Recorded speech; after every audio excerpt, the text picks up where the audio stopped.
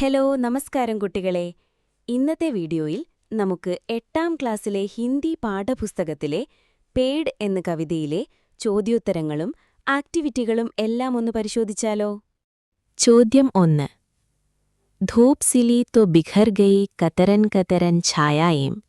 ഇസ്സെ ക്യാ ദൃശ്യ ഉഭരാതാ ഹെ? വേൽ തുന്നിച്ചേർത്തപ്പോൾ തണലുകൾ കഷ്ണങ്ങളായി ചിതറിപ്പോയി. ഇതിലൂടെ എന്ത് ദൃശ്യമാണ് തെളിഞ്ഞുവരുന്നത്? उत्तरम इससे यह दृश्य दिखता है कि पेड़ की पत्तियों से छनकर धूप जमीन पर गिरती है तो धूप और छांग के टुकड़े दिखाई देते हैं. മരത്തിന്റെ ഇലകൾക്കിടയിലൂടെ വെയിലരിച്ചെത്തുമ്പോൾ മണ്ണിൽ വെളിച്ചത്തിന്റെയും തണലിന്റെയും കഷ്ണങ്ങൾ കാണുന്ന ദൃശ്യമാണ് ഇതിലൂടെ തെളിഞ്ഞുവരുന്നത്. ചോദ്യം 2. മിട്ടി രംഗ് ഹവാ പാനി കോ ജോഡ് ദിയാ തരാശ്. ഇസ്കാ താത്പര്യ ക്യാ ഹെ? മണ്ണും നിറവും കാറ്റും വെള്ളവും കൂട്ടിച്ചേർത്ത് രൂപപ്പെടുത്തി. ഇതിന്റെ അർത്ഥമെന്താണ്? ഉത്തരം इसका तात्पर्य यह है कि पेड़ मिट्टी हवा और पानी को मिलाकर अपना रूप बनाता है. മരം പ്രകൃതിയിലെ മണ്ണ് വായു ജലം എന്നിവയെല്ലാം കൂട്ടിച്ചേർത്ത് അതിന്റെ രൂപം നിർമ്മിക്കുന്നു എന്നാണ് ഇതിന്റെ അർത്ഥം. ചോദ്യം 3. രംഗ് മഹക്കി ഹുയി സിലായി. ഇസ്കാ മത്ലബ് ക്യാ ഹെ? നിറവും സുഗന്ധവും തുന്നിച്ചേർത്തു. ഇതിന്റെ അർത്ഥമെന്താണ്? ഉത്തരം इसका मतलब है कि पेड़ रंग और सुगंध से भरे फूल बनाता है. മരം നിറവും സുഗന്ധവും നിറഞ്ഞ പൂക്കളുണ്ടാക്കുന്നു എന്നാണ് ഇതിന്റെ അർത്ഥം. ചോദ്യം 4. वन के पेड़ में वन के स्वाद सिले है का मतलब क्या है? കാട്ടിലെ മരങ്ങളിൽ കാടിന്റെ രുചികൾ തുന്നിച്ചേർത്തിരിക്കുന്നു. ഇതിന്റെ അർത്ഥമെന്താണ്? ഉത്തരം इसका मतलब है कि वन के पेड़ों के फलों में वहाँ का असली स्वाद होता है. കാട്ടിലെ മരങ്ങളിലെ ഫലങ്ങളിൽ അവിടുത്തെ യഥാർത്ഥ രുചി അടങ്ങിയിരിക്കുന്നു എന്നാണ് ഇതിന്റെ അർത്ഥം. ചോദ്യം 5.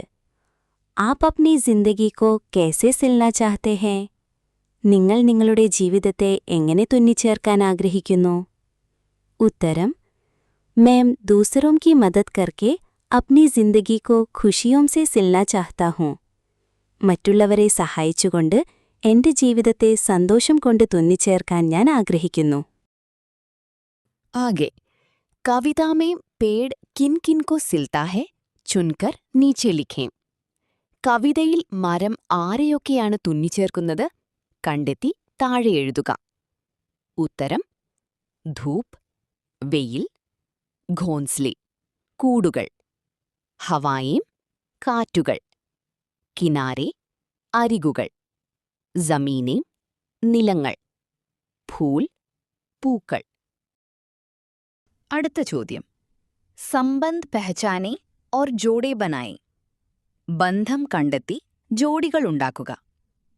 ഉത്തരം ധൂപ് ഛായ, മിട്ടി രംഗ്, പാനി ആകാശ്, फूल पश्मीने. കവിത से ये ആശയ വാലി പംക്തിയാ ചുൻകർ ലിഖേं. കവിതയിൽ നിന്ന് ഈ ആശയമുള്ള വരികൾ കണ്ടെത്തി എഴുതുക. 1. ധൂപ് കി സിൽനെ സെ ഛായായി ബിഖർ ഗയി ഹെ.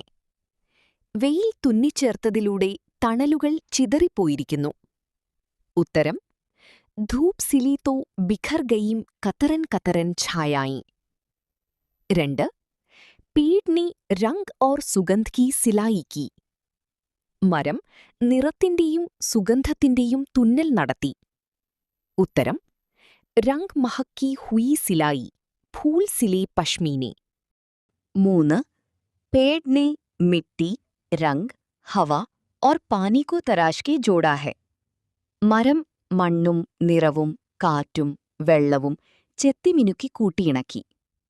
ഉത്തരം मिट्टी रंग हवा पानी को जोड़ा दिया तराश. 4. पेड़ ने प्रत्येक फल में अपना स्वाद भरा है. മരം ഓരോ പഴത്തിലും അതിൻ്റേതായ രുചി നിറച്ചു. ഉത്തരം आम में आम के स्वाद सिले हैं, जामुन में जामुन की, बाग में बाग की स्वाद सिले हैं, वन के पेड़ में वन की. शब्दों का आपसी संबंध पहचानें. सिले या सिली से पूरा करें. വാക്കുകളുടെ പരസ്പര ബന്ധം തിരിച്ചറിയുക. സിലെ അല്ലെങ്കിൽ സിലി ഉപയോഗിച്ച് പൂർത്തിയാക്കുക. ഉത്തരം സിലെ പത്തേ, തുന്നിയ ഇലകൾ. സിലി കലിയാം, തുന്നിയ മുട്ടുകൾ. സിലി നദിയാം, തുന്നിയ നദികൾ. സിലി ഡാലിയാം, തുന്നിയ കൊമ്പുകൾ. ചോദ്യം. पेड़ को दर्जी क्यों कहा गया है? चर्चा चलाएं. കവിത का ആശയ लिखें. മലയാളം അർത്ഥം: മരത്തെ എന്തുകൊണ്ടാണ് തയ്യൽക്കാരൻ എന്ന് വിളിച്ചിരിക്കുന്നത്? ചർച്ച ചെയ്യുക. കവിതയുടെ ആശയം എഴുതുക.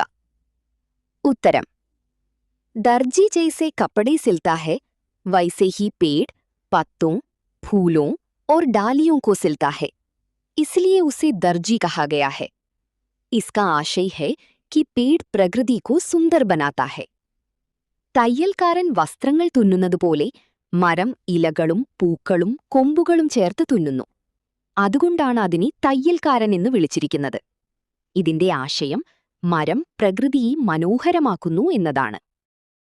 ഇനി അവസാനത്തെ ചോദ്യം. കവിത ആപ്കോ കേസി ലഗി? അപ്നാ മത് പ്രകട് കർത്തേ ഹുവേ കവി കെ നാം പത്ര ലിഖേं. കവിത നിങ്ങൾക്ക് എങ്ങനെ ഉണ്ടായിരുന്നു? നിങ്ങളുടെ അഭിപ്രായം അറിയിച്ചുകൊണ്ട് കവിക്കൊരു കത്തെഴുതുക. കുട്ടികളെ, ഇതിന് ഉത്തരം ഞാൻ വീഡിയോയിൽ കാണിക്കുന്നുണ്ട്. ഇതോടെ നമ്മുടെ പാഠഭാഗം പൂർത്തിയായിരിക്കുന്നു. നിങ്ങൾക്ക് വീഡിയോ ഇഷ്ടമായാൽ ലൈക്ക് ചെയ്യാനും നമ്മുടെ ചാനൽ സബ്സ്ക്രൈബ് ചെയ്ത് സപ്പോർട്ട് ചെയ്യാനും മറക്കരുത്. നന്ദി.